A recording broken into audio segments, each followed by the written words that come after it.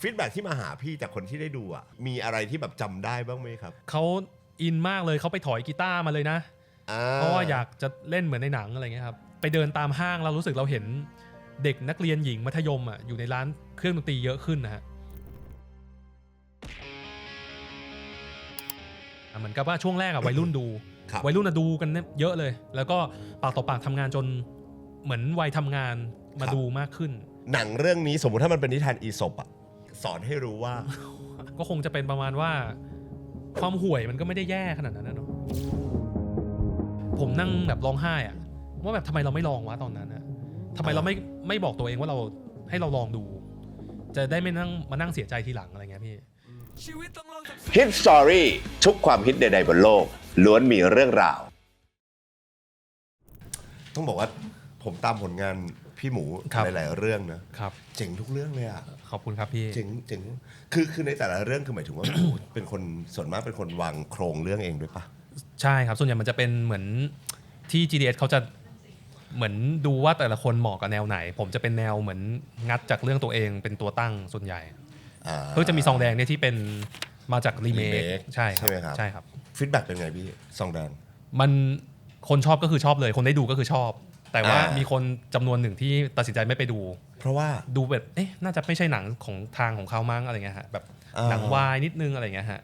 แสดงว่าหมายถึงซองแดงมันจะมีความวายอยู่ประมาณนึงจริงๆถ้าดูแล้วจะรู้เลยว่าไม่ใช่มันเป็นอันนี้เริ่มแล้วใช่ไหมครับเริ่มแล้วครับเริ่มอย่างนี้เลยโอเคเริ่มเลยมันเป็นเหมือนกับหน้าหนังมันดูเป็นผู้ชายครับพีบิลกินล่ะสไตล์นั้นฮะแต่ว่าถ้าได้ดูก็จะรู้ว่ามันเป็นเรื่องของชายแท้ท่านหนึ่งต้องมาจับพัดจับผูอยู่กับชาว LGBTQ+ แล้วมันไม่ได้เต็มใจจะอยู่ด้วยกันอะไรอย่างเงี้ยฮะมันก็เลยเกิดเคมีที่ความไม่เข้ากันอยู่จิกกัดกวนการแกล้งกันอะไรเงี้ยฮะคืออยู่ด้วยเพราะว่าอยู่ด้วยกันเพราะว่ามันต้องอยู่ด้วยกันตามเงื่อนไขของเรื่องแล้วมันก็ทำทุกวิถีทางเพื่อจะได้ไม่ต้องอยู่ด้วยกันครับในเรื่องมันเป็นอย่างนั้นฮะ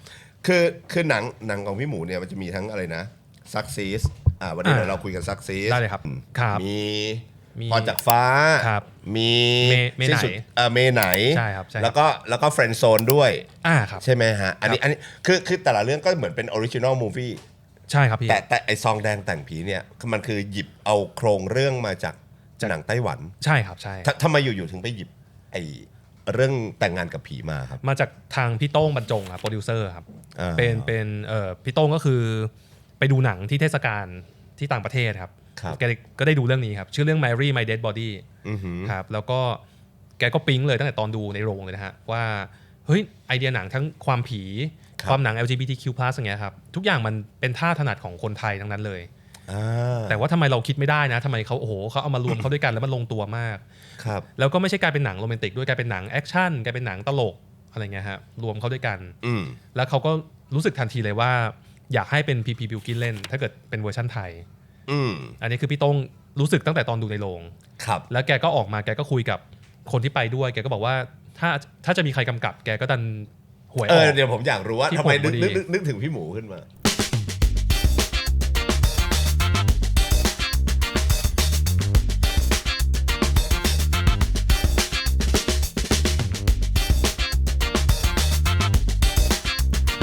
แกบอกว่าแกชอบดูหนังที่ผมทำแบบอารมณ์คอมเมดี้ที่ผมทำอะไรเงี้ยฮะอาจจะด้วยความที่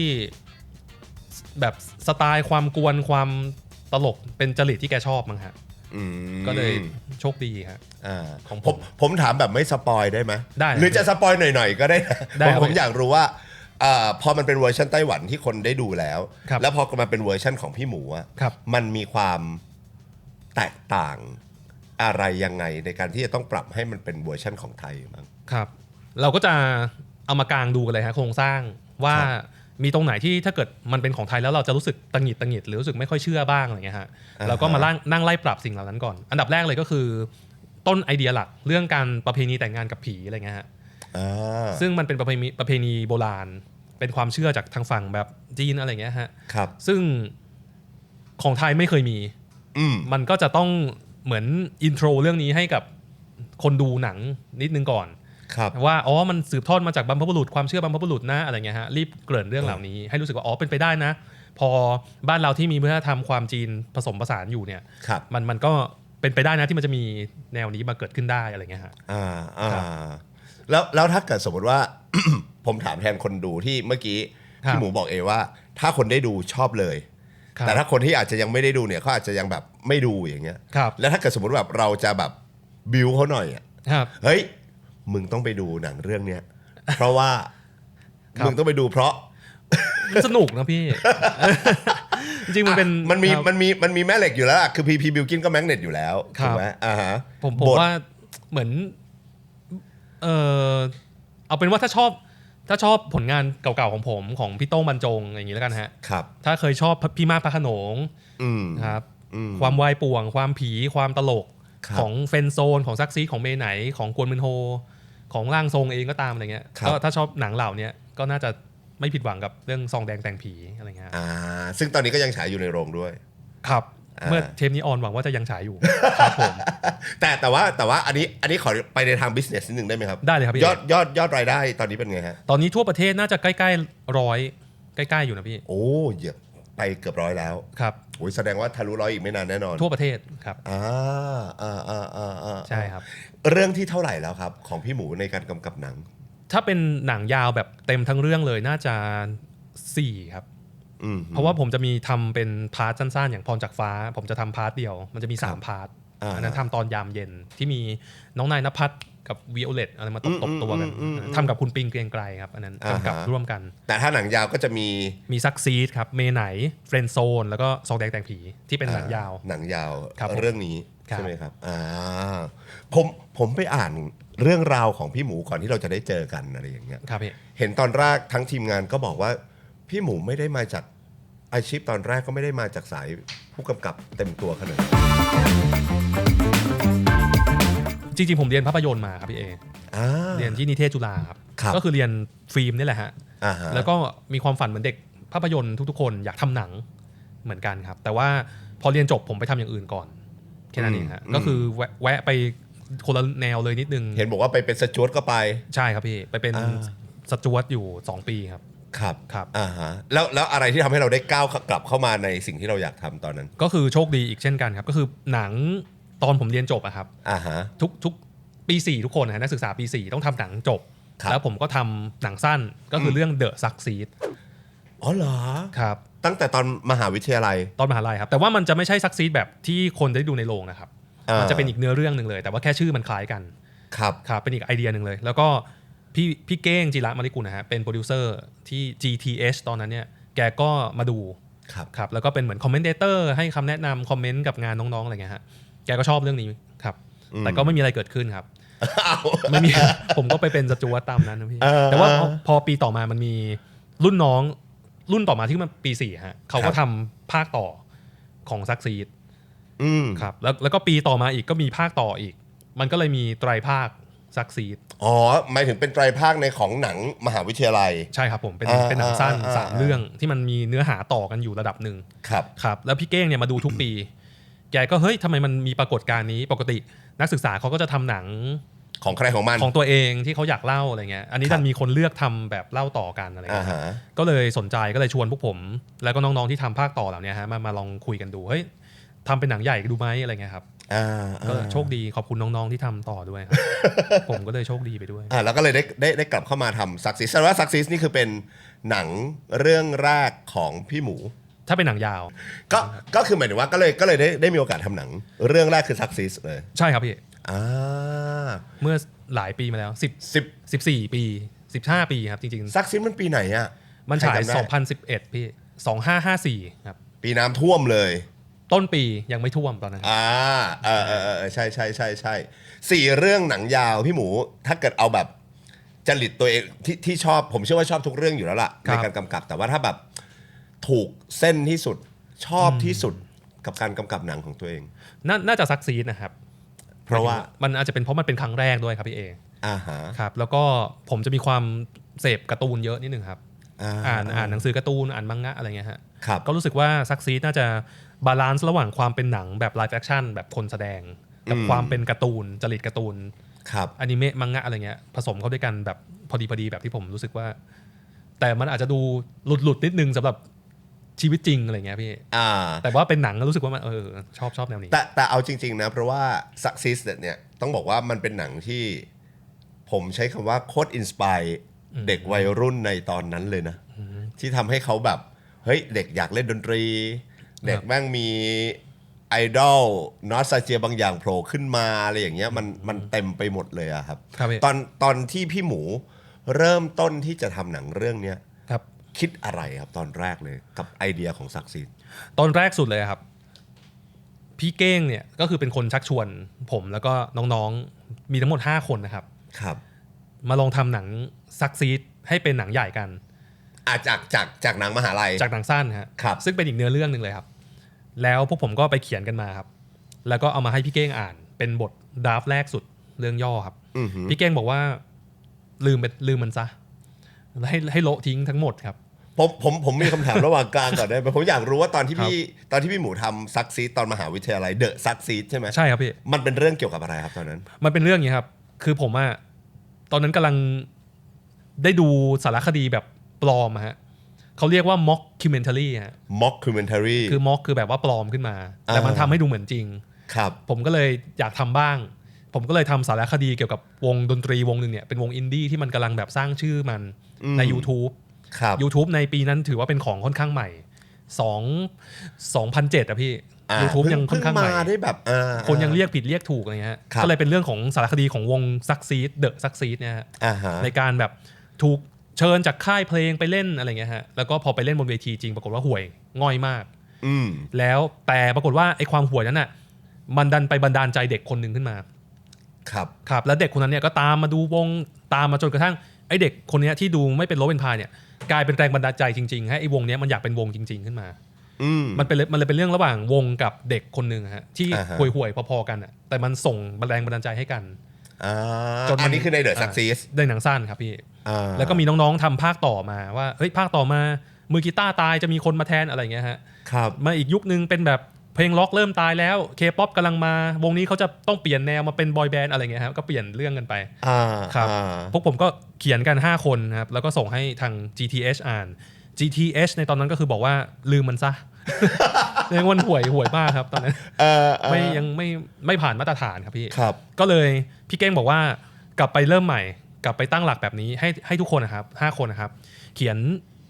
ยนใหม่เขียนเกี่ยวกับชีวิตตัวเองเลยครับเขียนเกี่ยวกับประสบการณ์ความรักของตัวเองในวัยมัธยมอะไรเงี้ยฮะกับอีกข้อหนึ่งก็คือประสบการณ์การเล่นดนตรี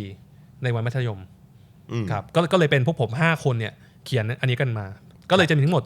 10เรื่องโอ้ครับผมก็ไม่รู้อะไรก็เขียนตามที่เคยเจอมาตั้งวงครับอกหักครับเล่นไม่ได้เรื่องครับอะไรเงี้ยฮะเจอเพื่อนนิสัยแปลกๆนู่นนี่นั่นอะไรก็รวมๆไปแล้วก็เป็นทางพี่เก้งกับพี่วันฤดีนะฮะสองท่านเนี้ยฮะที่ยำประสบการณ์ชีวิตของพวกผม5คนนี้เข้าด้วยกันเป็นโครงตั้งต้นของ Succeed เวอร์ชันห่วยขั้นเทพตอนตั้งแต่ตอนแรกเลยที่พี่หมูอยากจะทำmockumentary ใช่ไหมเราใช้คำว่า mockumentary The Succeed ทำไมถึงอยากจะทำเรื่องราวเกี่ยวกับวงดนตรีเพราะว่าน่าจะที่คณะครับที่นิเทศจุฬาก็คือจะเชียร์ให้แต่ละคนเนี่ยทำเรื่องที่ตัวเองอินเป็นโปรเจกต์จบเพราะว่าเราจะได้เหมือนรู้จักมันดีหรือว่าสามารถเล่ามันได้อย่างลึกซึ้งนะครับผมก็เลยเลือกการเล่นดนตรีเพราะว่าหนึ่งก็คือผมชอบเล่นดนตรีตั้งวงดนตรีกับเพื่อนตั้งแต่มัธยมมาจนกระทั่งมหาลัยอะไรเงี้ยฮะก็เป็นเรื่องที่เราถนัดเรื่องที่เราชอบเรื่องที่เราอินแล้วเราก็เล่นไม่ได้เรื่องเท่าไหร่ด้วยเหมือนตัวละครเลยคือเหมือนในหนังเลยประมาณนึงคิดว่าน่าจะเล่นดีกว่านิดนึงแต่ว่าแต่ก็คือในหนังเวอร์ชันหนังสั้นผมเอาเพื่อนๆรุ่นน้องอะไรเงี้ยฮะมาเล่นแต่ว่าผมเอาเหมือนคนที่จริงๆเล่นกีตาร์เก่งผมเอามันมาเล่นเป็นมือกลองอะไรเงี้ยเอาคนแบบที่เล่นอีกเล่นเป็นมือกลองเนี่ยไปเล่นเป็นมือกีตาร์พอมันมาเล่นในหนังมันก็เลยเล่นห่วยจริงๆครับแล้วไอ้บทของซักซีดห่วยขั้นเทพแบบมันถูกปรับมาทั้งหมดกี่ดราฟกว่ามันจะเป็นดราฟปัจจุบันที่เราได้เห็นในโรงครับมีเป็นหลาย10เลยครับซึ่งเป็นปกติเหมือนกันฮะสำหรับบทหนังของ GTH อะไรเงี้ยครับตอนที่สรุปกันออกมาครับผมอยากรู้ว่าไอ้ซักซีดเนี่ยมันอยากจะเล่าอะไรหมายถึงตอนแรกเลยนะพี่หมูในความต้องการตอนแรกของตัวหนังจริงๆ อันเวอร์ชันหนังใหญ่นะครับ เวอร์ชันหนังใหญ่เวอร์ชันหนังใหญ่ก็จริงๆเรายังไม่เคยตั้งธงชัดๆเลยด้วยซ้ำนะฮะตอนที่เราเขียนนะครับซึ่งอันเนี้ยพวกผมคนเขียนบทกันนะฮะ5 คนเนี่ยเราก็มีคำถามเหมือนกันนะครับพวกเราก็ยังไม่รู้ขนาดนั้นด้วยซ้ำว่าหนังเรื่องนี้มันจะจบแล้วมันจะบอกอะไรกับคนดูเหรอมันมีแค่ว่าเราผ่านสิ่งเหล่านี้มานะมันมีความบ้าคลั่งมันมีความผิดหวังมันมีหลายอารมณ์เหลือเกินที่มันเคยเกิดขึ้นนะครับแล้วพี่เก้งพี่วันก็บอกว่าน้องๆไม่ต้องเป็นห่วงเรื่องนั้นบอกว่าเดี๋ยวค่อยๆเขียนไปอ่ะหนังมันจะค่อยๆบอกตัวมันเองว่าจริงๆมันอยากจะเล่าอะไรซึ่งผมก็ถ้าพี่ๆที่เขาเป็นระดับทำแฟนฉันทำมหาลัยเมืองแรกเขาพูดอย่างเงี้ยเราก็ได้ครับเดี๋ยวลองไปกับพี่ดูคำทางไปดูซึ่งเราก็ค่อยๆค้นพบว่ามันเป็นอย่างนั้นจริงๆพี่เหมือนบางทีอะเวลาเราทำหนังเราจะถูกสอนมาว่าเราต้องมีธีมก่อนเราต้องรู้ว่าหนังเรื่องนี้เราจะพูดอะไรเราถึงจะได้เหมือนมีทิศทางในการจะทำให้เรื่องมันไปสู่สิ่งนั้นอะบางทีมันเป็นการตีกรอบแล้วทำให้เราล็อกตัวเราเองไว้แล้วทำให้เราตีบตันในการคิดเรื่องเหมือนกันครับมันกลายเป็นว่าวิธีทำซักซีในตอนนั้นนะครับในตอนเขียนบทอะคือเรามีประสบการณ์ชีวิตอะไรที่เราสนุกรู้สึกว่าเหตุการณ์นี้พีคเหตุการณ์นี้โหพิเศษมากๆแล้วเราก็เอาอันนั้นอะเป็นตัวตั้งเหมือนอยากเห็นอะไร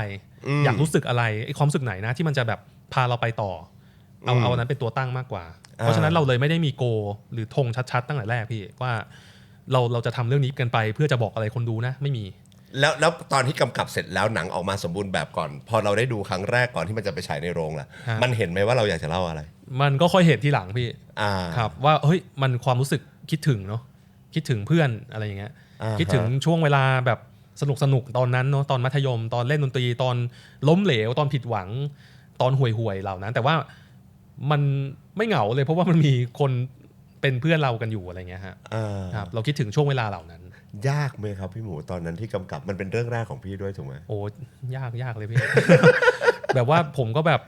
เรียกว่าถูกหวยเลยครับที่โชคดีที่แบบพี่เขาเชื่อในเราครับคือตอนนั้นผมอายุ25-26อะไรครับแล้วพี่นี่โอ้โหเขาถ่ายหนังกันมาประสบการณ์ชีวิตประสบการณ์ทำงานเขาสูงกันมากๆแต่ว่าเขาก็บอกว่าแต่ว่าเนื้อเรื่องนี้มันของเราหมายถึงมันเป็นประสบการณ์ชีวิตที่เราผ่านมันมาเรารู้จักมันดีเราอินกับมันเราให้ดีเทลกับมันได้จริงๆครับเราก็เลยที่เหลือเราต้องรีบขัดเกลาสกิลในการบอกเล่าในการบรีฟในการทำสิ่งต่างๆให้ออกมาเป็นภาพที่เราอยากได้อะไรเงี้ยก็คือเรียนรู้ไปพร้อมๆกับตอนทำเลยครับยากสุดในการกำกับหนังเรื่องนี้คืออะไร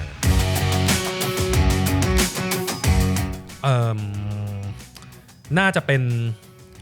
เรายังเป็นผู้กำกับใหม่มากๆเราจะยังไม่ได้เห็นปลายทางได้ชัดเจนตั้งแต่ต้นนะฮะเหมือนกับเรามีภาพที่เราอยากได้แต่เราจะค่อยมาเห็นที่หลังตอนที่มันตัดต่อแล้วถ่ายเสร็จเทคที่เราเคยคิดว่ามันดีที่สุดมันกลายเป็นว่าอีกเทคนึงก็เอามาขโมยใช้ผสมกันได้อันนี้มันจะเทคนิคนิดนึงนะพี่แล้วเรามาเห็นอีกทีตอนที่มันฉายในโรงแล้วคนดูขำหรือไม่ขำจังหวะไหนอะไรเงี้ยฮะเราจะมาเรียนรู้ดีที่สุดตอนนั้นฉายโรงแถวบ้านผมแฟชั่นไอแลนด์คนก็ขำแบบนึงไปฉายในเมืองคนก็ขำอีกแบบนึงไปฉายที่เชียงใหม่คนก็ขำอีกแบบไปฉายที่ญี่ปุ่นคนก็ขำอีกแบบเรารสนิยมคนเป็นแบบนี้มุกนี้ทำงานไม่ทำงานมุกนี้ทุกที่ขำเหมือนกันหมดแสดงว่าอันนี้เอกฉันท์อะไรเงี้ยเราเติบโตแล้วก็เรียนรู้มากเลยพี่ตอนหนังเสร็จแล้วแต่สนุกมากหนุกมากครับซักซีดเนี่ยผมเชื่อว่าใครได้ดูเนี่ยนะผมเชื่อว่าเราจะมีอารมณ์แบบ เชื่อตัวเราแม่งเป็นตัวนี้ว่ะตัวเราเป็นไอ้คุ้งว่ะเฮ้ยตัวเราเป็นไอ้เป็ดว่ะตัวเราเป็นอะไรอย่างเงี้ยพี่หมูมีแทนตัวเองไหมว่าถ้าสมมติพี่หมูเป็นตัวละครในซักซีดพี่หมูน่าจะเป็นตัวไหนผมเคยคิดว่าผมน่าจะเป็นเป็ดนะครับคุณก้าวจิรายุผสมคุ้งคุณเป็ดกับผสมกับคุ้งด้วยใช่ครับคุณพีท พัชระก็คือมีความหัวโจกด้วยเป็นผมจะเป็นหัวหน้าวงนะฮะเวลาตั้งวงกับเพื่อนแกะเพลงให้เพื่อนเฮ้ยเล่นอย่างนั้นอย่างนี้อะไรเงี้ยเป็นตัวชี้นำขณะเดียวกันก็เป็นตัวไม่มั่นใจด้วยครับแล้วก็รู้สึกแบบชีวิตมันมันจะเวิร์กไหมนะอะไรอย่างเงี้ยฮะเราก็มีความกังวลพวกนั้นผมเลยรู้สึกว่ามันผสมกันครับในหนังเนี่ยมันจะมีรายละเอียดที่พี่หมูใส่เข้าไปเรื่องของยุคสมัยค่อนข้างเยอะเหมือนกันนะครับผมอยากรู้เอาตั้งแต่เรื่องตัวละครเลยได้ไหมครับว่าในการแคสตัวละครเนี่ยทำไมในซักซีถึงกลายมาเป็นพีทมาเป็นก้าวมาเป็นใครนะลูกอแหลมชื่ออะไรนะ แนทครับแนทอะไรอย่างเงี้ยถ้าการแคสตัวละครมันมายังไงแล้ววิธีในการเลือกตัวละครในหนังเรื่องนี้พี่หมูดูยังไงได้เข้าไป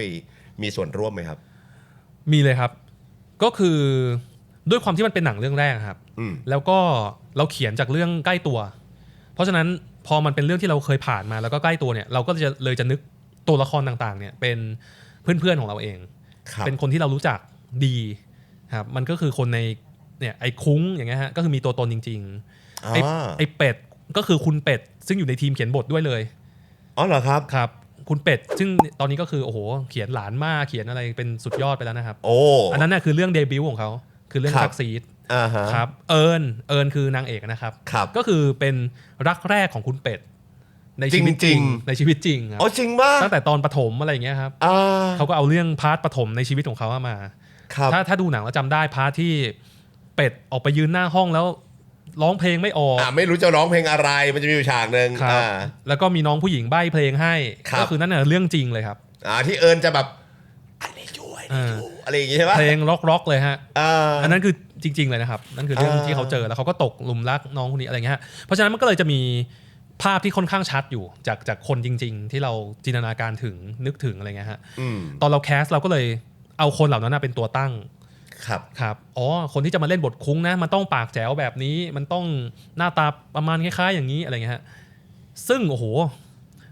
บทที่รู้สึกว่าหายากมากเลยก็คือบทคุ้งกับบทเอิญครับเพราะว่าบทคุ้งก่อนนะครับบทคุ้งเนี่ยมันมีความจัดจ้านมากมีความเป็นผู้นำแต่ก็มีความผิดจุดความแบบเละเทะเลอะเทอะมั่วไปเรื่อยอะไรเงี้ยฮะแล้วใครวะที่มันจะมาเล่นแล้วมันเหมาะอะไรเงี้ยฮะคือตอนแรกคนดูจะเชื่ออะไรอย่างนี้ใช่ไหมใช่ครับแล้วพีทพัชระเนี่ยคือเขาโอ้โหเขาดูหล่อเท่มาเลยนะครับในตอนนั้นซึ่งก็อยู่มัธยมอะไรเงี้ยเราก็ไม่ค่อยรู้สึกว่านี่มันเป็นคุ้งแบบที่เรานึกออกเลยเพราะว่าหน้าตามันห่างกับตัวจริงเยอะมากตัวจริงก็เพื่อนๆเราบ้านๆเงี้ยคุณพีทเขาดูหล่อนะครับอะไรเงี้ยแต่ว่าถ้าจำได้ก็คือบทคุ้งมันจะมีฝาแฝดด้วยฮะมันจะมีตัวไอเคครับพี่ไอพีทเนี่ยดูเป็นไอเคได้อยู่มันยังดูเท่ดูนิ่งๆอะไรเงี้ยแต่ว่าเราก็พยายามค่อยๆบิ้วมันเรื่อยๆครับแล้วพอเราเห็นความเสียงแผดแปลกๆของมันพยายามเล่นกีตาร์แล้วมันดูเล่นไม่ค่อยเก่งเท่าไหร่อะไรเงี้ยเราก็เริ่มเชื่อว่าเฮ้ยก็ค่อยค้นพบกับพี่ว่ามันไม่ต้องเป็นเหมือนภาพคุ้งที่เราจินตนาการ 100% ก็ได้หมายถึงว่ามันเป็นพีทพัชระบวกไอ้คุ้งในจินตนาการเราแล้วมันก็กลายเป็นไอ้คุ้งแบบที่คนดูเห็นได้มันไม่ต้องเหมือนแบบที่เราคิด 100%มันกลายเป็นของดีเหมือนกันกลายเป็นแมจิกอีกแบบอะไรเงี้ยครับเพราะฉะนั้นก็เลยเราค้นพบสิ่งนี้ที่หลังฮะน้องเอิญในชีวิตจริงเนี่ยเขาไม่ได้เล่นกีตาร์พี่แต่ว่าในบทเนี่ยโอ้โหเราเรียกร้องทั้งต้องเป็นแบบผู้หญิงที่โอ้โหมีเสน่ห์หน้าตาน่ารักแสดงต้องดีด้วยต้องเล่นกีตาร์แล้วดูเชื่อด้วยก็คือแคสโอ้โหนางเอกมากันเยอะมากครับแต่ว่าทุกคนจะมาตกม้าตายตรงเวลาจับกีตาร์พอจับกีตาร์แล้วเราจะไม่เชื่อทันทีครับแต่ว่าแนทซึ่งเป็นผู้ที่คุกคลีอยู่กับวงการดนตรีมาตั้งแต่เด็กเพราะว่าคุณอแหลมมอริสันเนี่ยแกก็พาไปทุกที่เวลาเล่นดนตรีอะไรเงี้ยแนทเนี่ยไม่ได้เล่นดนตรีเก่งไม่ได้เล่นกีตาร์เทพอะไรหรอกครับแต่ว่าจับกีตาร์แล้วเชื่อท่าทางอะไรคือแกคงดูพ่อมาเยอะครับก็เลยมันต้องแนทแล้ววะอะไรเงี้ยฮะคือแนทก็เป็นหนึ่งในผมใช้คำว่านักแสดงที่มาแคสเองด้วยป่ะในเรื่องนี้ไม่ครับลืมเล่าไปครับก็คือผมหานานมากเลยครับตอนนั้นเราตั้งสเตตัสด้วยนะครับพยายามแบบสุดวิถีทางคือช่วยแคสติ้งหาด้วยแล้วก็ไม่เจอสักทีเพราะว่านั่นแหละฮะทุกคนพอถือกีตาร์แล้วเราไม่เชื่อจนกระทั่งมีเพื่อนคนหนึ่งครับเขาบอกมาว่ามีลูกอาแหลมเนี่ยแหละฮะอยู่ชลบุรีพวกผมก็เลยขับรถไปหาแกที่บ้านเลยครับแล้วก็ไปตั้งเทปแคสกันที่บ้านพี่แหลมมอริสันครับซึ่งหมายถึงว่าตัวแนทไม่ได้มาแคสไม่ได้มาเลยครับแล้วทีมสเกาต์ไปเจออย่างเงี้ยเหรอฮะเหมือนกับมีเพื่อนของเพื่อนคนหนึ่งอะไรเงี้ยรู้จักกันครับก็เลยลองน้องคนนี้ไหมล่ะมันคงสงสารผมว่าผมดูเข้าตาจนมากแบบจะเปิดกล้องแล้วยังหาไม่ได้แสดงว่าใช้เวลานานมากในการที่จะหาเอิญให้เจอหายากสุดแล้วครับในบรรดาบททั้งหมดในยุคนั้นที่มันยังไม่มีแบบเด็กผู้หญิงที่เล่นกีตาร์เล่นดนตรีเก่งๆเท่ายุคนี้นะครับยุคนี้น่าจะหาง่ายกว่าเยอะมากครับแล้วก็ขับรถไปหาแนทถึงที่เลยใช่ครับแล้วก็ลองแคสดูแนทก็คือไม่เคยเล่นอะไรมาก่อนเลยไม่เคยแสดงอะไรเลยฮะดูใหม่มากแต่เราก็รู้สึกว่า ก็ดีเหมือนกันดูเป็นธรรมชาติดีอะไรเงี้ยครับแล้วเล่นได้ไหมครับในตอนกำกับหนังจริงๆคือยากไหมกับแนทยากครับ มันเพราะว่าผมเชื่อว่ามันไม่ใช่ทุกคนที่อยู่ๆจะมาบอกว่าเฮ้ยมาเล่นหนังกันสิเราเล่นได้อ่ะครับก็โอ้โหแนทไม่มีพื้นฐานอะไรเลยครับไม่เคยคิดฝันอยากจะเป็นนักแสดงด้วยซ้ำครับแต่เราก็มองมันเป็นข้อดีก็ได้เพราะว่าเขาก็มีธรรมชาติบางอย่างเคล็ดลับที่อยากจะเฉลยกันเลยก็คือเราเวิร์กช็อปการแสดงเยอะมากแล้วก็สุดท้ายเราค้นพบว่าแนทเนี่ยเขาเป็นสาวหวานมากครับเขาห่างไกลจากบทมาก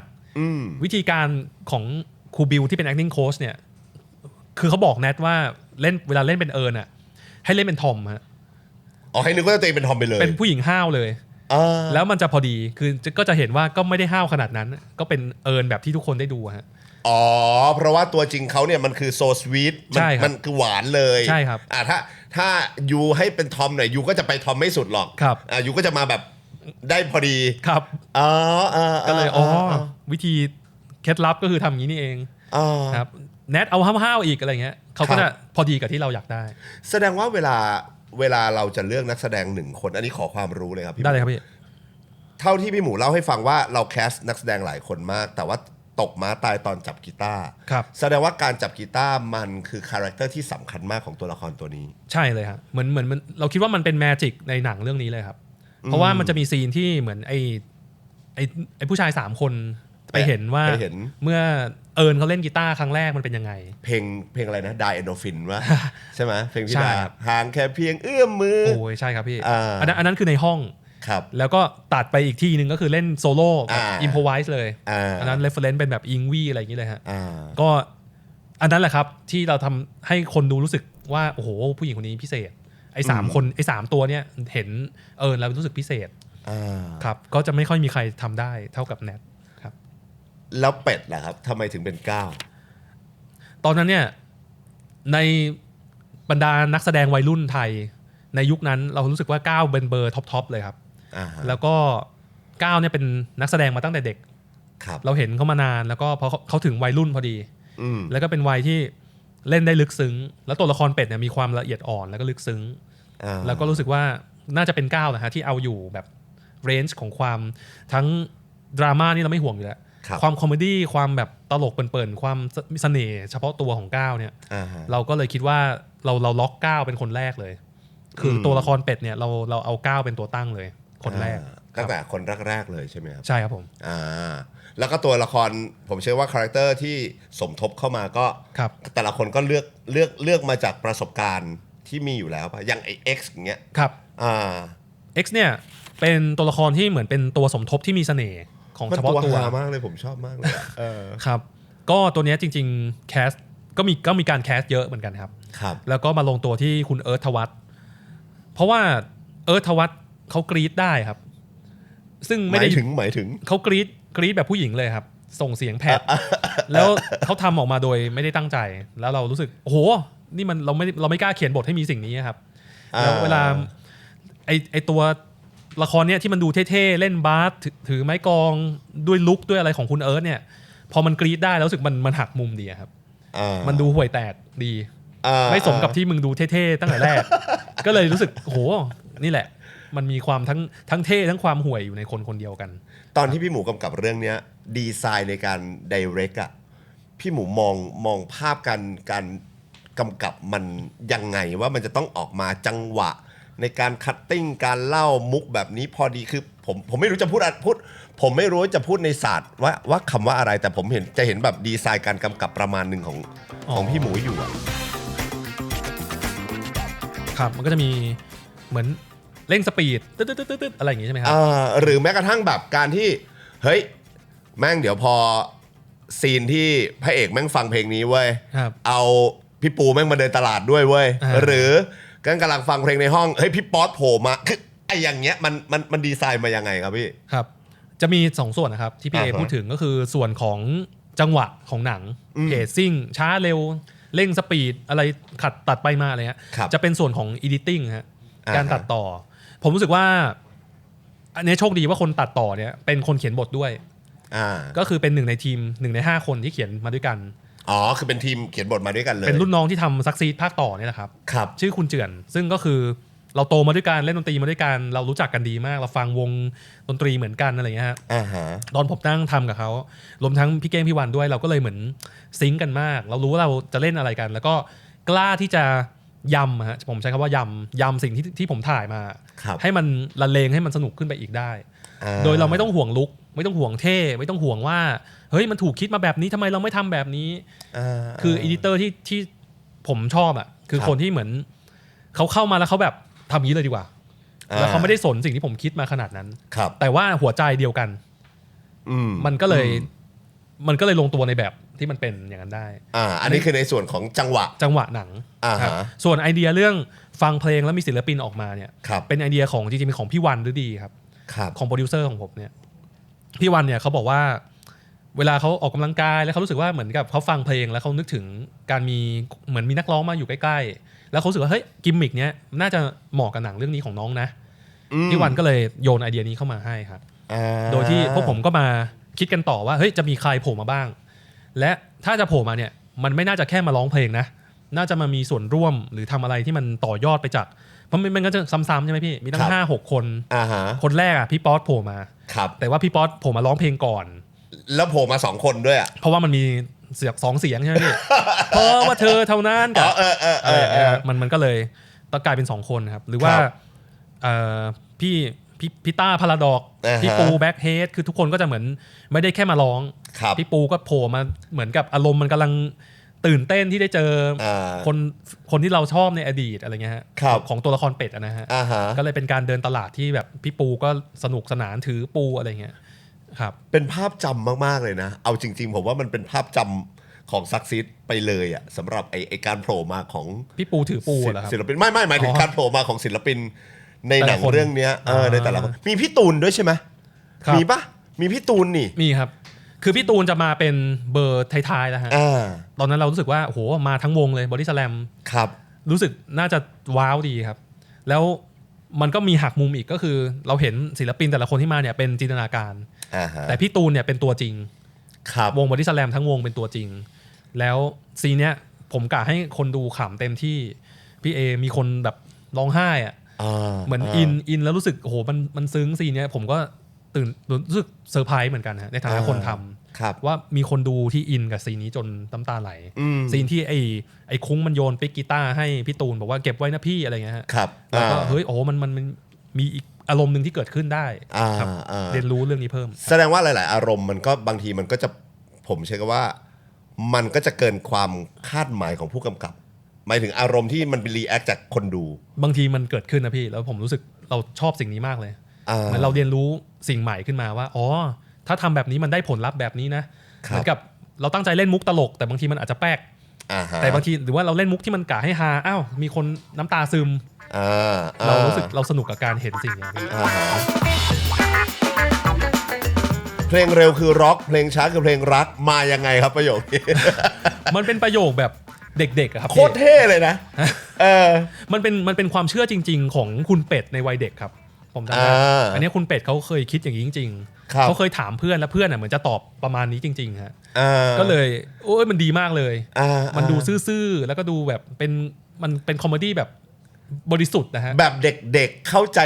ง่ายๆครับแต่แบบพอมันอยู่ในหนังเรื่องนี้มันทำให้ประโยคนี้มัน impact ใช้ได้เลยนะครับเนอะเหมือนแบบมันคงแบบมีเด็กหลายๆคนที่เคยคิดอย่างนั้นมั้งครับคิดง่ายๆหรือว่ามันแล้วคนที่พูดอันเนี้ยดันเป็นไอ้คุ้งอะพี่ไอ้คุ้งที่มันมั่นใจเกินเหตุมันก็เลยยิ่งดูฮาเข้าไปอีกแล้วมันยังมีพูดต่อไปอีกว่าเพลงมีแค่2แนวใช่ไหมครับซึ่งอันเนี้ยโอ้โหอันเนี้ยว่าจะถามเหมือนกันตรงรุ่นเลยครับพี่เอหมายถึงว่าถ้าเป็นเจนเรียกว่ายุคเราเจน Y เจน X อะไรเงี้ยพี่แบบโอ้โหมันใช่เลยเหมือนว่าเราเปิดวิทยุแล้วเราก็จะรู้สึกเราได้ยินอยู่ประมาณ2ค่ายอะไรเงี้ยฮะครับก็เป็นสะท้อนความจริงในช่วงนั้นตอนที่เราคิดไอ้ไดอะล็อกนี้ขึ้นมาในทีมเขียนบททุกคนก็คือขำแบบ เอกฉันท์มากเพราะว่า ตรงรุ่นพวกเรา อ่า เราก็เลยเชื่อว่ามันน่าจะตรงรุ่นกับคนดู คือเพลงมี2แบบไปดูนะครับไปดูย้อนหลังนะเพลงมี2แบบมีเพลงแกรมมี่กับเพลง RS ครับ หนักมากอันนี้ประโยคนี้แบบเฮีย แล้วมันขยี้ซ้ำด้วยพี่เอว่าไม่เชื่อมึงไปฟังวิทยุดิมันก็มีอยู่แค่เนี้ยซึ่งใช่ จริง ในยุคหนึ่งเป็นอย่างนั้นจริง ทั้งที่ความจริงเนี่ยคือบอกคนที่แบบไม่ได้อยู่ในยุคนั้นนะจริงๆมันก็มันมีคีย์ตามันมีมันจะมีไอตัวละครหนึ่งที่อยู่ข้างบนไอสไลเดอร์ครับพี่อย่างนี้แล้วเพลงลูกทุ่งเพลงหมอลำเยอะมันก็จะมีเบรกหน่อยแต่พอฟังในวิทยุในยุคนั้นแม่งมีอยู่2แบบนี้จริงๆเรียกว่าส่วนใหญ่อะไรเงี้ยส่วนเบเกอรี่กำหมัดแล้วแล้วอย่างเพลงล่ะครับพี่หมูเลือกยังไงครับเพลงที่จะมาอยู่ในซักซีดหวยขั้นเทพเราเลือกเพลงแบบไหนวิธีการเลือกเพลงของพี่จริงๆก็คือเพลงที่เราชอบเลยครับแค่นั้นเลยหมายถึงว่าทีม5คนที่เขียนบทกันนะฮะคือด้วยความที่ใน4ใน5เนี่ยเป็นคนเล่นดนตรีเคยตั้งวงกับเพื่อนมีประสบการณ์เงี้ยครับ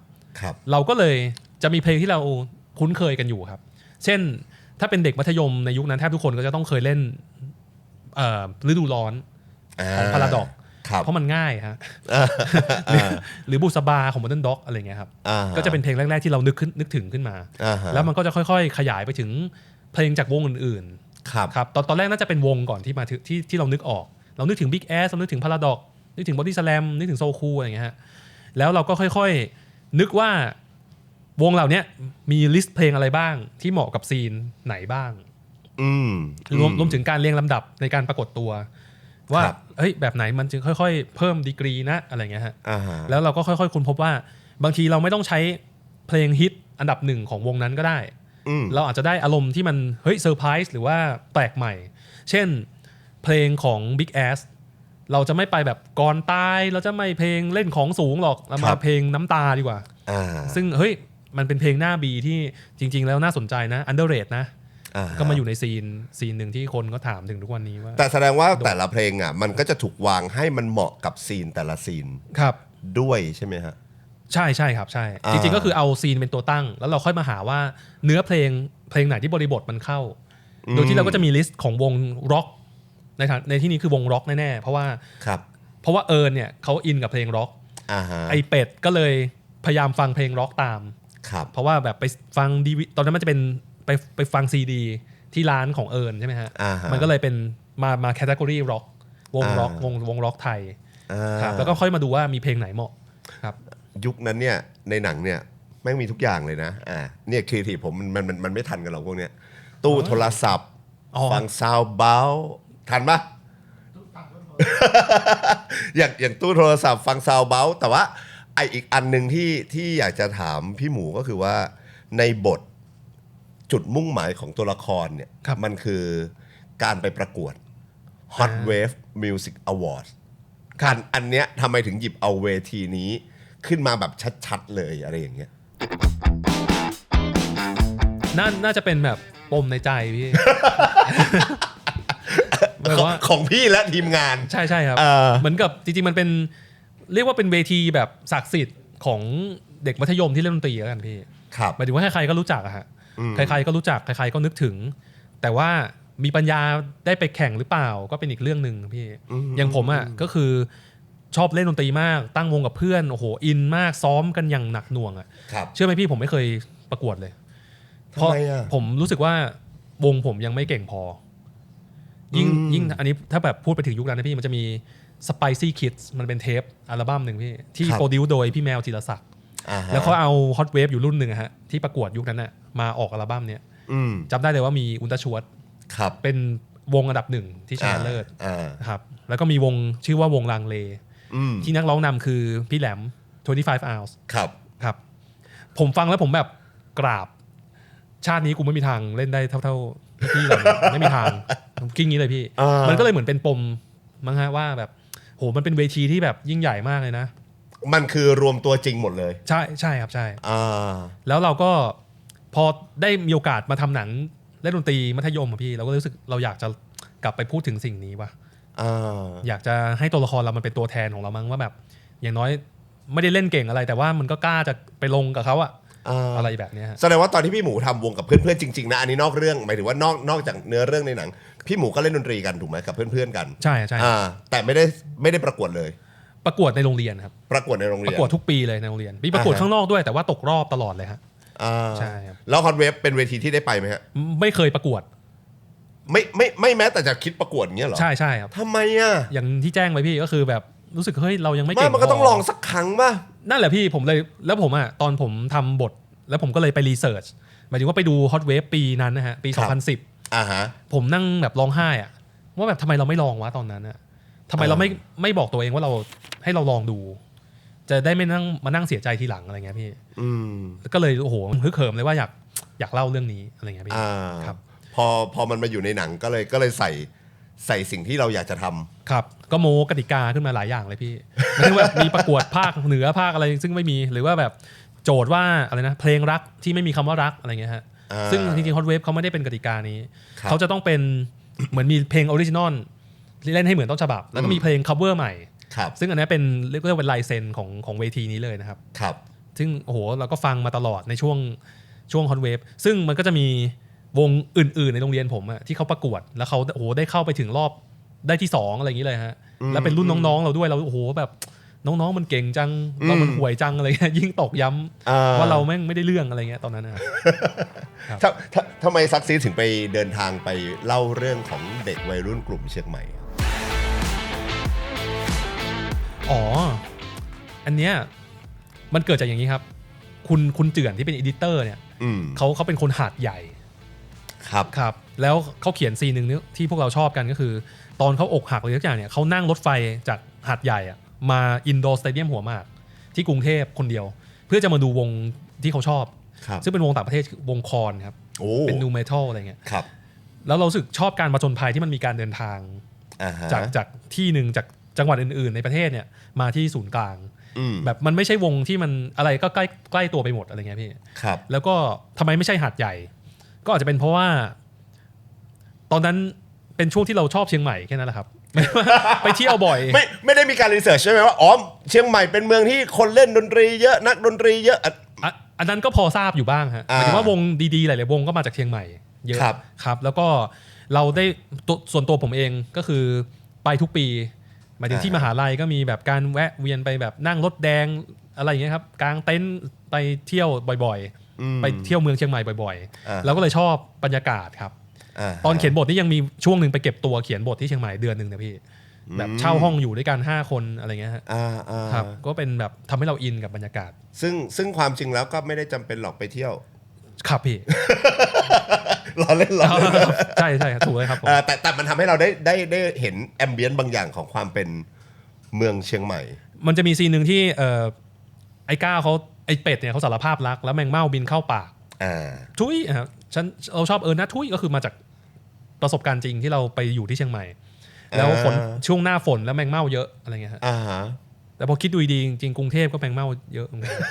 ไม่เกี่ยวเลยพี่จังหวะมุกเนี่ยมุกพวกเล็กๆน้อยๆแบบนี้พี่หมูใครเป็นคนหยอดเข้ามาใครเป็นคนใส่เข้ามาหรือ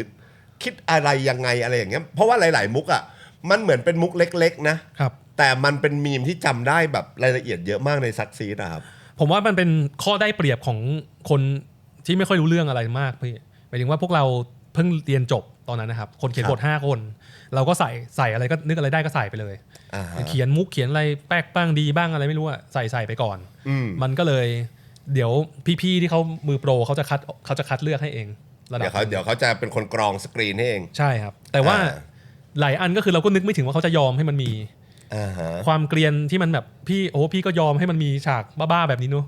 ไอเด็กเกรียนที่วิ่งมาแบบอมอีโนเข้าปากน้ำลายฟูมปากอะไรที่มันดูเลอะเทอะจนแบบมันมาอยู่ในหนังได้ยังไงวะอะไรเงี้ยก็ถือว่าพี่ๆเขาก็ให้เปิดกว้างครับพี่หมูกับทีมใช้เวลาในการทำหนังซักซีดเนี่ยนานแค่ไหนครับในกระบวนการตั้งแต่เริ่มโปรเจกต์ยันเข้าโรงพอมันเป็นเรื่องแรกแล้วมันจะจำแม่นพี่มันจะประมาณ8-9 เดือนครับเขียนบทใช่ครับแล้วก็ตอนถ่ายจริงๆน่าจะประมาณ3 เดือนแล้วก็ช่วง post production อะไรเงี้ยครับอีกประมาณ 3-4 เดือนก็เบ็ดเสร็จน่าจะประมาณปีครึ่งเกือบ2 ปีครับพี่วันแรกที่ซักซีดหวยขั้นเทพเข้าโรงอะไรอย่างเงี้ยครับ ลุ้นแบบไหนลุ้นยังไงพี่อยู่ที่ไหนทำอะไรอยู่ครับอ๋อเป็นอย่างนี้ครับลุ้นมากเลยครับแล้วก็จำได้เลยว่าเป็นช่วงแบบผมเคยมีแฟนคบกันมายาวนานแล้วพอทำหนังอ่ะมันเหมือนแบบเวลาให้กันมันน้อยลงอ่ะแฟนก็เลยเลิกกันไปครับแล้วผมเฮิร์ตมากเลยเพราะว่าโอ้โหตอนนั้นคบมาแบบ 7-8 ปีอะไรเงี้ยผมก็เลยอยู่บนเวทีกับไอ้ก้าวจิรายุอ่ะแล้วผมก็มองลงไปข้างล่างแบบไอ้วันรอบสื่อมวลชนอะไรเงี้ยแล้วบอกก้าวมึงรู้ไหมว่ากูแลกมาด้วยอะไรหนังเรื่องเนี้ยแลกชีวิตรักกูเลยนะอะไรเงี้ยตอนนั้นยังเฮิร์ตอยู่พี่อินเฮิร์ตมากเพราะว่าเล่าแล้วมันจะแบบไอ้นี่นะพี่เหมือนโม้นะครับก็คือแฟนเนี่ยเลิกกับผมไปเนี่ยโอ้โหเขาแบบจะไปมีครอบครัวแล้วเลยอ่ะขนาดนั้นเลยอ่ะแล้วตอนนั้นเราก็เฮิร์ตมากแต่ไอ้ก้าวก็บอกว่าแต่ว่าพี่ก็แลกมันแล้วนะแล้วก็ผมว่าคุ้มนะพี่อะไรเงี้ยมันก็ให้กำลังใจพี่ครับอยู่บนเวทีเลยก็คือจำช่วงนั้นได้ว่าเป็นช่วงที่เหมือนกราฟแบบความรักคือดิ่งเหวแต่ว่ากราฟงานนี่คือสลับกันอะไรครับ success ตั้งแต่ช่วงแรกที่เข้าฉายเลยไหมครับสำหรับหนัง success เหมือนกับมันไม่ได้เปรี้ยงสุดๆนะพี่ถ้าเทียบกับสถิติในช่วงสมัยนั้นนะครับแต่ว่ามันยืนระยะมันได้เรื่อยๆหมายถึงว่ามันเหมือนปากต่อปากมันเวิร์กอยู่ระดับหนึ่งหนังมันก็เลยรายได้ไม่ได้ตกเร็วเท่าที่มันเป็นครับแล้วก็ยืนระยะมาเหมือนกับว่าช่วงแรกอะวัยรุ่นดูดูกันเยอะเลยแล้วก็ปากต่อปากทำงานจนเหมือนวัยทำงานมาดูมากขึ้นครับมันก็เลยเหมือนปิดโปรแกรมโดยที่แบบเหมือนถ้าจำไม่ผิดสถิติเปิดวันแรกมันจะประมาณแค่อันนี้ไม่แน่ใจตัวเลขแต่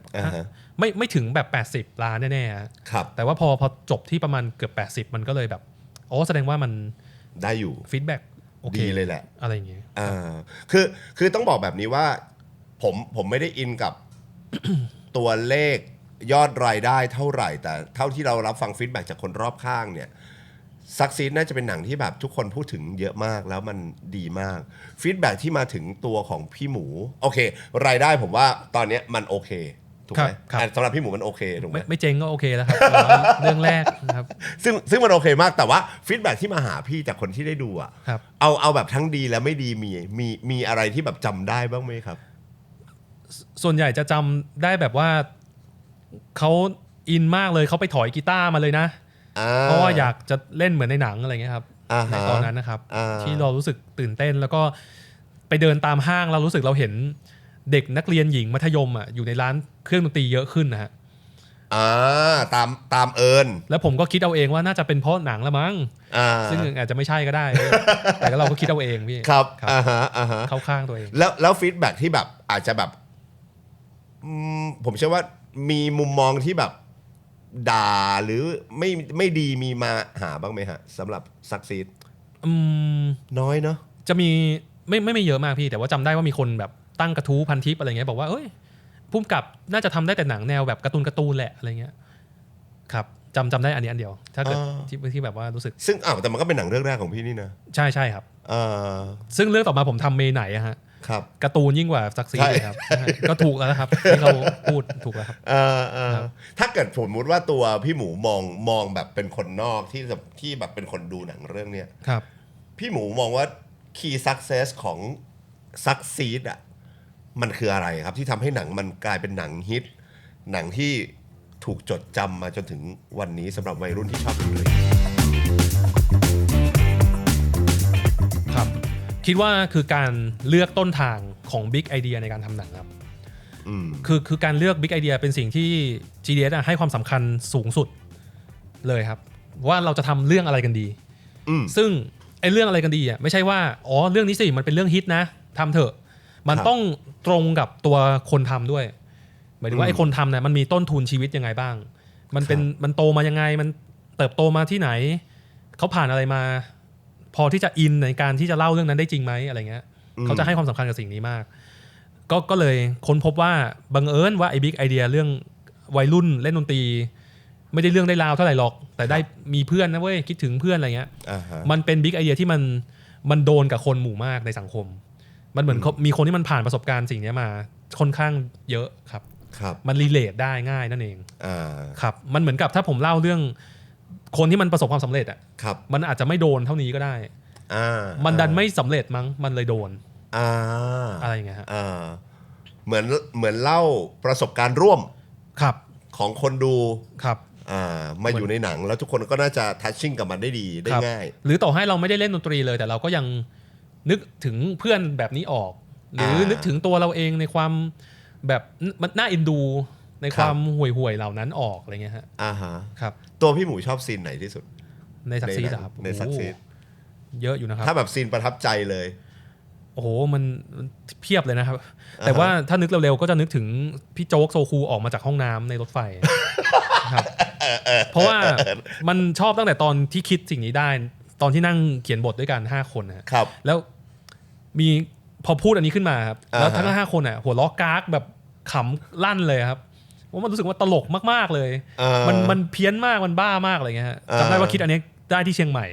ครับแล้วรอจะถ่ายซีนนี้ให้ได้เลยครับแล้วตอนถ่ายก็คือขำกันแทบตายเลยครับเพราะพี่โจ๊กตอนนั้นแกยังไม่ได้เล่นหนังเรื่องอื่นมาก่อนเลยแกเพิ่งมาเล่นอันนี้ครั้งแรกครับแล้วแกก็เดินออกมาแล้วก็มีพี่อีก2คนที่เป็นบอดี้การ์ดเดินออกมาแล้วแกก็แจกแว่นกันแดดให้คนดูด้วยไอ้คนที่นั่งข้างๆแล้วแกก็ตั้งใจเล่นมากครับแล้วก็โอ้โหขำมากแล้วพอมันไปอยู่ในหนังจริงๆแล้วคนแบบขำอันนี้จนตบมือฮะนั่นเป็นครั้งแรกที่ผมทำหนังแล้วมันมีคนดูจนหัวเราะจนตบมือเป็นครั้งแรกเราเลยโอ้โหเราดีใจมากๆครับมันจะมีอยู่ซีนหนึ่งที่เป็นซีนจบแล้วมันเหมือนไปผมเชื่อว่ามันเหมือนไปรีวายกับซีนตอนต้นก็คือซีนที่คุ้งป่ะที่กระโดดลงไปเหยียบมะเขือเทศปึ้งอะไรอย่างเงี้ยอยากเล่าอะไรครับที่ตอนต้นไปแบบนึงแล้วตอนจบก็กลับมาเป็นแบบเดียวกันอะไรอย่างเงี้ยเท้าความก่อนว่าไองานอาร์ตมาสเตอร์พี่ที่แบบงานเด็กอะไรเงี้ยก็คือเรื่องจริงนะพี่แต่จริงๆมันเป็นงานวันเด็กฮะครับเป็นงานของที่แบบคุณเจือนอีกนี่แหละเขาไปเล่นดนตรีกับเพื่อนนะฮะแต่ไปเล่นงานวันเด็กแต่เขาดันเล่นสลิปน็อตนะพี่เป็นแบบนูเมทัลโหดสัสๆเลยอ่ะฮะก็คือผิดงานแล้วเด็กก็ร้องไห้ปูนปัตเตอร์ก็มันเหมือนคงแบบเครื่องดนตรีมันสั่นมากฮะปัตเตอร์ก็ตกแตกอะไรเงี้ยเราเอาเนี้ยมาใส่ในหนังเลยเราก็เลยให้ไอ้คุ้งเนี่ยกระโดดเหยียบปูนปัตเตอร์มะเขือเทศแตกอะไรเงี้ยฮะแล้วคือมะเขือเทศมันมีความเป็นสัญลักษณ์ของความห่วยอยู่ฮะเรานึกถึงเว็บแบบ Rotten Tomato อะไรเงี้ยหรือว่าวัฒนธรรมแบบต่างสากลหรือว่าเรียกว่าฝั่งฝรั่งนี่เขาจะแบบว่าปลามะเขือเทศใส่อะไรที่มันโชว์มันบูมันห่วยอะไรเงี้ยมันมีความอารมณ์คล้ายๆอย่างนั้นอยู่เป็นซิมโบลิกนิดนึงครับแล้วเราคิดอันนี้ได้ก่อนแล้วเราก็มาคิดตอนจบก็คิดกันหลายตลบเลยครับแล้วก็มาค้นพบว่าถ้ามันเป็นจบที่เล่นดนตรีเหมือนกันน่าจะดีนะแล้วก็เรียกว่าแถก็ได้แบบเฮ้ยก็เอามะเขือเทศมาเป็นมะเขือเทศจริงเลยไหมล่ะงานเกษตรแล้วกันมันดูผิดที่ดีอะไรอย่างเงี้ยครับก็เลยเพิ่งคิดอันนี้ได้ที่หลังครับก็เลยลิงก์กันแต่คือหมายถึงว่าเป็นความตั้งใจที่อยากให้มันเป็นภาพที่มันรีเลทกันใกล้กันอยู่แล้วระหว่างตอนต้นเรื่องกับตอนจบเรื่องเหมือนกับผ่านมาตั้งกี่ปีแล้วมันก็ยังเล่นดนตรีด้วยความสนุกความบ้าแล้วก็ไม่ได้เรื่องได้ราวอะไรเท่าไหร่หรอกแต่ว่าตอนจบมันจะต่างไปนิดนึงตรงที่เป็นนักดนตรีอาชีพแล้วเนี่ยเขาก็ยังแวะเวียนมาแจมกันได้นะกับวงซักซีดถ้าจำได้มันจะมีครบเลยนะครับไลน์อัพทั้งเป็ดคุ้งเอ็กแล้วก็มีมาแถมด้วยเหมือนแบบมาจากไหนไม่รู้แหละแต่ว่าสนุกดีมาเล่นในงานเกษตรแฟร์อะไรก็ไม่รู้เนี่ยจริงแล้วซักซีดเนี่ยพอเราดูหนังทั้งเรื่องอะครับนอกเหนือจากความสนุกการรีมายถึงยุคถึงเพื่อนถึงความห่วยของตัวเองแล้วอะไรอย่างเงี้ยพอหนังมันมาทั้งเรื่องแล้วว่าพี่หมูหนังเรื่องนี้สมมุติถ้ามันเป็นนิทานอีสปอะหนังเรื่องนี้สอนให้รู้ว่าก็คงจะเป็นประมาณว่าความห่วยมันก็ไม่ได้แย่ขนาดนั้นนะเนาะครับบางทีก็ดีเหมือนกันนะชีวิตที่แบบเคยผ่านความห่วยมาความห่วยทำให้เราได้รู้ว่าความมันไงเดียวเหมือนกับเราไม่ได้มองความห่วยแย่นักอะฮะดีจังที่เราเคยห่วยแบบนั้นผมว่ามันเป็นมวลๆคล้ายๆอย่างเงี้ยเพราะว่าผมรู้สึกงั้นจริงๆครับหลังจากทำหนังเรื่องนี้ออกมาแล้วอะเหมือนเราย้อนมองกลับไปในประสบการณ์ชีวิตทั้งหลายของเราที่มันเคยไม่ได้ดั่งใจเราความอกหักความจีบหญิงไม่ติดความประกวดแล้วตกรอบล้มเหลวต่างๆในชีวิตอะพี่มันคือแบบวัตถุดิบชั้นดีเลยในการเอามาทำหนังการเอามาเล่าเรื่องในการเอามาถ่ายทอดอะไรบางอย่าง คือไม่ต้องทำหนังก็ได้แต่เอาแค่เอามาเล่าให้ฟังกันก็สนุกแล้วอะไรเงี้ยฮะแล้วบางทีมันก็ไปรีเลทกับคนอื่นด้วยใช่ฉันก็เคยผิดพลาดแบบนั้นฉันก็เคยอกหักอย่างนี้ฉันก็เคยอย่างนั้นทำให้เราคอนเนคกับคนใหม่ๆได้ด้วยก็เลยมองว่าความห่วยมันก็ไม่ได้แย่นักหรอกที่ทำให้เรามาถึงจุดนี้ได้อะไรเงี้ยอันนี้น่าจะเป็นบทสรุปในมุมของพี่หมูครับในมุมของพี่หมูใช่ไหมครับสำหรับพี่หมู success ไหมครับในหนัง succeed แล้ว success ในมุมไหนบ้างสำหรับตัวพี่เองในฐานะผู้กำกับหนังเรื่องนี้มันเหมือนมันน่าจะเรียกว่าเกินกว่าที่เคยจินตนาการไว้ทั้งหมดในชีวิตเลยครับหมายถึงว่าเราก็อยากทำหนังแหละเราไปเป็นสจวตมาลาออกมาทำจะเวิร์กไหมอะไรเงี้ยเราก็ไม่มีทางรู้อนาคตนะพี่แต่ว่าพอมันแบบตรงนั้นมันทำให้เราเชื่อมั่นว่าเราทำได้เว้ยอะไรเงี้ยฮะณตอนนั้นก็คือสิ่งที่ดีที่สุดเลยก็คือมันเหมือนคอนเฟิร์มว่าเราเลือกไม่ผิดนะเราทิ้งงานประจำมาเรามาเลือกกลับมาทำสิ่งนี้อะไรเงี้ยฮะก็ทำให้เราเหมือนมีกำลังใจครับพี่ครับก็ถ้าถามว่าตรงนั้นคือ success ไหมก็คือทำให้เรากล้าทำต่อแล้วก็อย่างที่บอกเมื่อกี้ครับว่าพอเราได้เห็นว่าตอนมันฉายแล้วว่าอะไรเวิร์กไม่เวิร์กเราก็รู้จากตรงนั้นแหละแล้วเราก็เอาอันนั้นมาต่อยอดในการทำเรื่องต่อๆมาก็คือ success ของผมคือได้เรียนรู้ว่ามันจะเวิร์กกว่านี้ได้ยังไงอะไรเงี้ยครับพอจาก succeed ห่วยขั้นเทพปึ้งจนมาถึงล่าสุดเมื่อตอนต้นที่เราคุยกันก็คือซองแดงแต่งผีครับวิธีการทำงานมุมมองในการทำงานหรือการกำกับหนังอะไรอย่างเงี้ยคมขึ้นไหมครับหรือมันมีอะไรแตกต่างจากวิธีทำงานของหมูตอนซักซีดไหมฮะก็น่าจะเหมือนเขาเรียกว่าอะไรดีรู้ชัดขึ้นมั้งฮะว่าเราจะพาไปสู่วิธีการที่จะทำให้ได้ผลลัพธ์ที่เราอยากได้ยังไงได้เร็วขึ้นเหมือนเราอยากได้ซีนแบบนี้เราอยากได้การแสดงแบบนี้เราจะบรีฟยังไงเราจะมีวิธีการบอกกับทีมงานบอกกับนักแสดงบอกกับอะไรเงี้ยยังไงจะเรียกว่าแม่นยำขึ้นไหมเราก็พยายามจะแม่นยำขึ้นแล้วก็แต่ว่าสิ่งหนึ่งก็คือเราต้องทำในสิ่งที่เราไม่เคยทำผมยังเชื่ออย่างนั้นนะฮะเวลาเราทำหนังใหญ่ทั้งทีอะไรเงี้ยมันต้องประกอบด้วยสิ่งที่เป็นของใหม่ของเราด้วยในที่นี้ซองแดงแต่งผีผมว่ามันคือฉากแอคชั่นคิวต่างๆคิวบูหรือว่าเทคนิคพิเศษต่างๆที่มันมีความแฟนตาซีของผีของอะไรเงี้ยฮะที่ทำให้เราเหมือนได้เรียนรู้อะไรใหม่ๆด้วยในขณะเดียวกันจังหวะตลกอะไรต่างๆเราก็จะเริ่มจับทางตัวเองได้ดีขึ้นจริงๆถ้าสรุปเคล็ดลับสั้นๆของผมเลยก็คือผมจะไม่เคยบอกนักแสดงว่าอันนี้กำลังทำตลกอยู่มีแต่เราที่รู้ว่านี่คือซีนตลกคือเราอาจจะบอกแหละว่าสุดท้ายคนดูจะขำนะแต่ว่าคนเล่นน่ะมึงไม่ได้กำลังเล่นตลกนะมึงกำลังซวยอยู่นะอะไรอย่างเงี้ยฮะมึงชิบหายอยู่มึงก็เลยแสดงออกแบบนี้อะไรเงี้ยครับผมจะไม่ได้บอกว่าเฮ้ยทำให้มันขำที่สุดนะอะไรเงี้ยครับคือที่จะถามเพราะว่าอย่างซักซีดเนี่ยตัวพี่หมูจะเล่าให้ฟังว่ามันมาจากบทของกลุ่มเพื่อน5 คนมันมาจากชีวิตจริงที่ประสบการณ์เขียนขึ้นมาทั้งเรื่องความรักและเรื่องดนตรีถูกไหมครับแต่พอมันมาซองแดงแต่งผีเนี่ยอันนี้มันมาจากเขาโครงของที่เขามีอยู่แล้วไต้หวันอะไรอย่างเงี้ยทีนี้วิธีการทำงานมันดิ้นได้แค่ไหนฮะพี่หมูหมายถึงว่าเวอร์ชั่นไทยมันจะสนุกได้มากกว่าหรือมันจะเข้ากับ culture คนไทยหรือแม้กระทั่งวิธีการกำกับของพี่หมูเองในซองแดงแต่งผีเราดิ้นได้มากแค่ไหนพี่กับหนังที่มันมีโครงเรื่องอยู่แล้วอะไรอย่างเงี้ยจริงๆก็คือเรามีการมานั่งคุยกันตั้งแต่ตอนเขียนบทนะฮะว่าเราจะอะไรคงไว้อะไรที่ดีอยู่แล้วอะไรที่เราจะทำให้มันเป็นจังหวะที่มันไทยมากขึ้นเปลี่ยนมุกบางอย่างเปลี่ยนอะไรเงี้ยก็คือมันจะจบค่อนข้างจบไปตั้งแต่ตอนเราเขียนบทแล้วพอมาถึงหน้างานเนี่ยเราก็มาดูต้นทุนของสิ่งที่เรามีต้นทุนในที่นี้ก็คือนักแสดงครับเฮ้ยบิลกินมันเป็นสไตล์แบบไหนบิลกินจริงๆแล้วอ่ะเป็นคนที่มีจักรวาลความคอมเมดี้อยู่สูงมากเขาไม่ค่อยได้ถูกเอามาใช้ฮะเขามักจะไปเล่นแนวดรามาติกแนวลึกซึ้งซึ่งเขาก็ทำได้ดีมากแต่ว่าพาร์ทความฮาความป่วนความกวนของเขาว่ามันเราจะเห็นสิ่งเหล่านี้เวลาเขาให้สัมภาษณ์สื่อเราก็รู้แล้วโอเคต้นทุนสิ่งนี้เราเอามาใช้ในหนังอันนี้ได้เต็มที่จังหวะคอมเมดี้ในแบบที่เป็นแบบที่ผมอยากให้เป็นกับแบบที่ผมปล่อยฟรีเหมือนกับมันต้องไม่ใช่แบบทุกอย่างต้องเป็นอย่างที่เราคิดอะฮะอย่างมันจะกลับไปที่เหมือนคล้ายๆกับตอนเราแคสคุ้งครับพี่เอคือแบบ มันไม่ใช่แค่ผมอย่างเดียวไม่ใช่ไอ้คุ้งในหัวผมอย่างเดียวมันคือคุณพีทพัชระด้วยอันนี้ก็เหมือนกันเม่นพระเอกของเรื่องซองแดงแต่งผีก็คือแบบที่เราคิดกันมากับคุณบิลกินมึงช่วยฟรีสไตล์ผสมตัวตนเข้ามาได้เลยเรามีพื้นที่อันเนี้ยให้พีพีแบบตีแบบที่เราคิดมาเป็นผีแบบนี้นะแต่ว่าจงใส่จริตแบบพีพีเข้ามาความจิกกัดแบบพีพีโทนเสียงแบบที่พีพีรู้สึกว่าอันเนี้ยเวิร์กเราจะเปิดพื้นที่เนี้ยให้กับทุกๆคนเลยครับ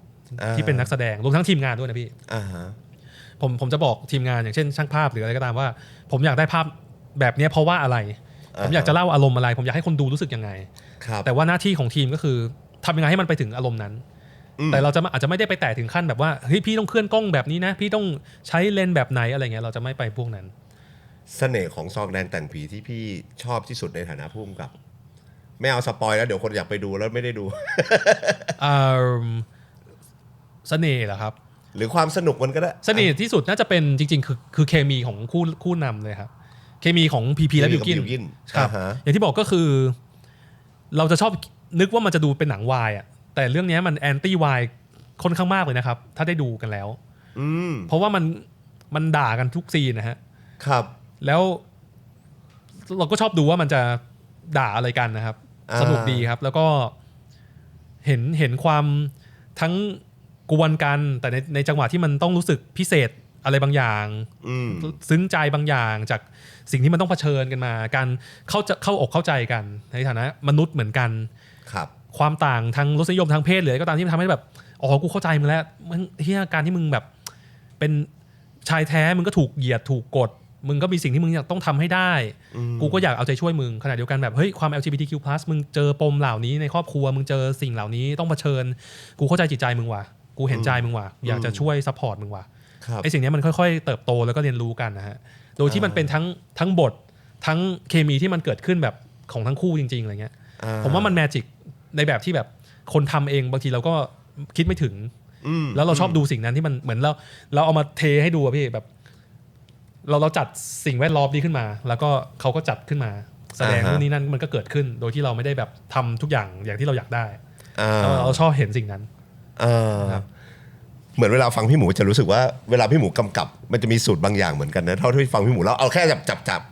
จากที่พี่หมูเล่านะเหมือนพี่หมูจะมีแบบพื้นที่เซอร์ไพรส์ของตัวเองไว้พอสมควรในการกำกับ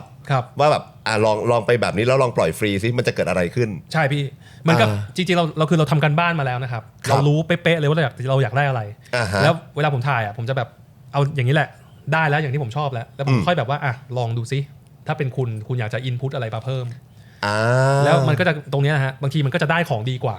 ครับบางทีก็แบบพอเหอะอาจจะเยอะไปเอาแบบที่ผมคิดมาแหละแต่ว่าไอ้ของที่ดีกว่าบางทีอาจจะไม่ได้เยอะกว่านะครับเดี๋ยวของที่เขาแถมอะไรบางอย่างมาแต่มันแมจิกกว่ามากเลยมากกว่าที่ผมคิดเองได้รีแอคบางอย่างคำพูดบางอย่างที่แถมขึ้นมาอิมพอไว้บางอย่างแล้วนักแสดงเรื่องนี้เต็มไปด้วยคนที่แบบมีพรสวรรค์เรื่องเหล่านี้พี่จตุรงค์โอ้โหแบบแกพูดอะไรก็เป็นทองไปหมดเลยในเรื่องนี้นะครับหรืออย่างพี่แขก็ตลกมากครับป้าปูปิยมาศนี่โอ้โหระดับเล่นมาแล้วไม่รู้กี่เรื่องหรืออย่างพี่เอ7 วิอะไรเงี้ยโอ้โหแกเป็นแบบจีเนียสอยู่แล้วในเรื่องมุกเรื่องอะไรเงี้ยรวมถึงแบบนักแสดงสมทบอีกมากมายจะมีแบบคุณบอลชอนน้องของพี่โดมเดอะสตาร์คนนี้ก็ตัวจี๊ดเลยครับถ้าได้ดูสนุกจังเลยอ่ะจริงๆแล้วซองแดงแต่งผีเป็นหนังที่น่าไปดูมากๆอีกเรื่องนึงเหมือนกันนะก็จริงๆเป็นแบบค่อนข้างคอมเมดี้จัดเลยครับพี่ครับฟังจากชื่อตอนแรกนึกว่าแบบอารมณ์แบบดราม่าดูหนังผีหน่อยจริงๆก็มีส่วนผสมดราม่าอยู่ครับหมายถึงว่าเชื่อว่ายิ่งตลกเท่าไหร่ครับมันยิ่งเทิร์นเป็นความซาบซึ้งหรือความรู้สึกที่เราสะเทือนใจได้ด้วยเช่นกันเมื่อเราขำกับคนนี้มากๆแล้วฮะอะไรอย่างเงี้ยนั้นก็ผมว่ามันก็หยินหยางอยู่ในเรื่องอยู่ระดับให้พี่หมูแบบชวนคนดูดีกว่าชวนคนดูไปดูซองแดงแต่งผีปิดท้าย History EP นี้ดีกว่าครับสนุกนะครับ ซองแดงแต่งผีไปดูครับจะได้สนุกครับพูดยังไง พูดโฆษณาไปเยอะแล้วจริงๆก็เป็นหนังแบบผมว่ามันหนังบันเทิงเต็มรูปแบบแน่นอนครับดูแบบไม่คิดอะไรก็สบายๆก็สนุกสนานแล้วก็รู้สึกว่าดูในโรงมันดีนะพี่ในฐานะคนที่แบบชอบดูหนังในโรงแล้วก็เวลาเห็นคนหัวเราะพร้อมๆกันมันมีความสุขมากเลยเราดูที่บ้านมันจะไม่ได้บรรยากาศนี้อะไรเงี้ยครับ เนอะไปดูกันครับหนังเรื่องล่าสุดนะครับของพี่หมูนะครับซองแดงแต่งผีนะครับก็ยังฉายอยู่แหละนะผมเชื่อว่าวันที่เราปล่อยคลิปนี้ไปก็น่าจะยังอยู่ตามโรงภาพยนตร์อยู่แต่วันนี้ต้องขอบคุณพี่หมูซักซีดขอบพระคุณมากๆเพราะว่าแล้วก็ขอบคุณพี่หมูมากๆที่ผมใช้คำว่าที่ทำหนังเรื่องนี้ขึ้นมาซักซีดหวยขั้นเทพในมุมของผมมันคือหนังที่แม่งโคตรจะทัชใจเด็กวัยรุ่นที่ชอบดนตรี แล้วก็เด็กวัยรุ่นที่อาจจะไม่ได้จีเนียสขนาดนั้นนะมนุษย์ทุกคนมีความห่วยในตัวหรือแล้วพี่หมูบอกไปแล้วเรียบร้อยว่าความห่วยมันไม่ได้แย่ขนาดนั้นครับเนอะขอบคุณพี่หมูมากๆขอบคุณพี่ครับขอบคุณมากๆเลยครับแล้วก็อย่าลืมนะครับผลงานพี่หมูซองแดงแต่งผีไปดูกันด้วยนะครับเดี๋ยว EP หน้ากลับมาเจอกันครับ Hit Story ครับ EP นี้ไปแล้วสวัสดีครับสวัสดีครับได้ไหม